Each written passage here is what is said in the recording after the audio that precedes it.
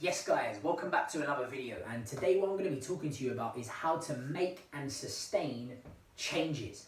So absolutely crucial topic, because it's not just about being able to make changes, but it's also being able to maintain them and sustain them over long periods of time, right? We want to be making lifestyle changes, not short fleeting changes that kind of come and go. Something that I always say to anyone who I coach is you're only going to see the results for as long as you can maintain the behaviors that produce the results, right? Perfect example, if you can stick to a diet for a week, well, you're going to see some benefits for a week, right? If you go to the gym for a week, you're going to see some benefits for a week, right? So if we want to see long-term outcomes, long-term benefits, positive outcomes from any change that we're making, we need to be able to sustain it.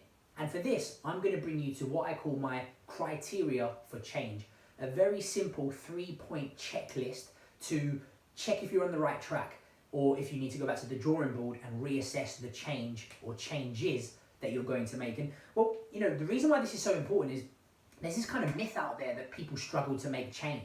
Actually, that's not the case whatsoever.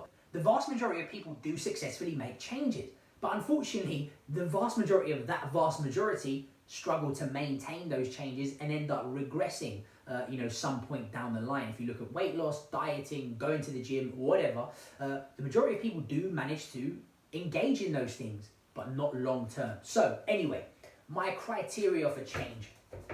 Number one on the list, absolutely crucial, is adherence.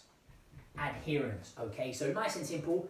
Simple little test is to ask yourself, can I stick to this? Sounds really obvious and self-explanatory, but often people miss this out. People say, right, I'm going to go on the zero carb diet, or I'm going to go and do this, that, and the other, without actually assessing, well, hang on a second, do I actually see myself sticking to this long term? And a simple test that you can do is to ask yourself a couple of questions. Can I see myself sticking to this full stop? I mean, that's an easy one.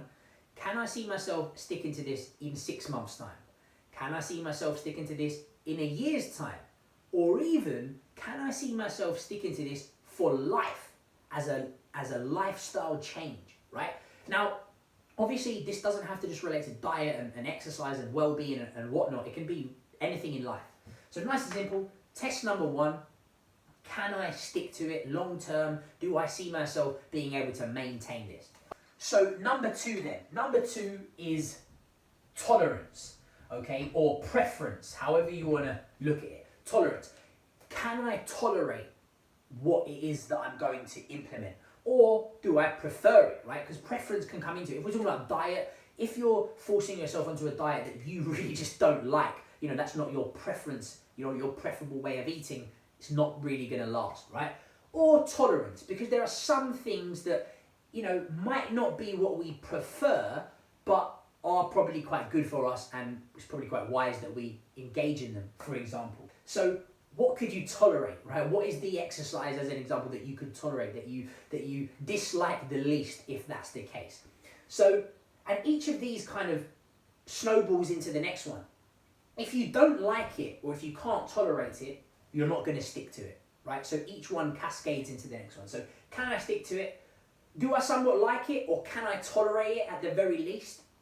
And then the final thing, very, very important, number three, is flexibility. Flexibility. So what I mean here is it flexible or is it very rigid? The more rigid the change that I'm implementing, the harder generally it's going to be for me to stick to. Because, taking the diet example, if I'm on a diet that is absolutely restrictive, very, very rigid, well, it's not flexible. If I'm invited out to go for a meal, if I've got a birthday coming up or whatever, an event, well, all of a sudden I might be feeling, that doesn't fit into my plan, that doesn't fit into what I'm doing. And that's okay sometimes, but generally speaking, if it's long-term change, it has to be flexible. If it's not flexible and it is very rigid, again, it cascades backwards, right? If it's not flexible, you're not going to enjoy it. If you're not going to enjoy it, you're not going to stick to it, right? So these are my 3 criteria for change. A little test that you can do when you're devising some new changes, when you've got a plan set out and you're thinking, right, I need to do X, Y, Z, right, I think I'm going to do this, I think I'm going to do that. Come back to this and think to yourself, right, can I stick to it? Can I see myself sticking to it long term? Do I somewhat like it, or can I at least tolerate it? Is it flexible?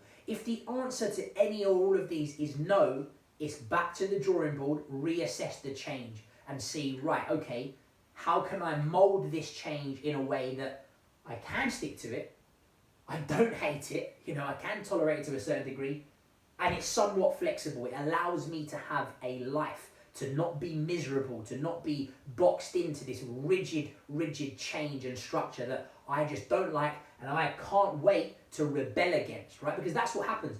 Over-restrictive changes, over-restrictive structure causes kind of later on down the line a big blowout. It's kind of like, the typical, I'm going to cut out carbs. And then, 2 weeks later, it's like, oh God, I can't do this anymore. I'm going to eat every carb in sight, right? To make up for everything that I've been missing. So, adherence, tolerance, flexibility. Those are my 3 criteria for change.